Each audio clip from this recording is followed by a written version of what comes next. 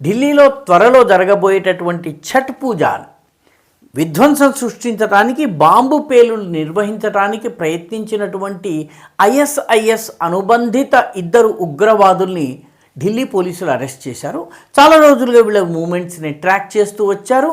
అందులో ఒకతను ఢిల్లీలోని సాదిక్ నగర్కి చెందినటువంటి వ్యక్తి, ఇంకొక వ్యక్తి భోపాల్ మధ్యప్రదేశ్కి చెందినటువంటి వ్యక్తి. వీళ్ళిద్దరినీ కూడా నిజాముద్దీన్ దగ్గర అరెస్ట్ చేశారు. ఒకరి పేరు బయటకు వచ్చింది, అతని పేరు అద్నాన్.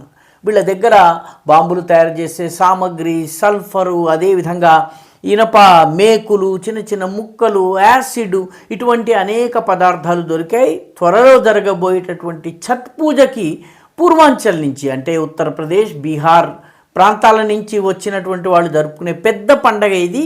ఆ సమయంలో పేలుళ్లను నిర్వహించాలని వీళ్ళు ప్రయత్నిస్తుండగా పట్టుబడ్డారు.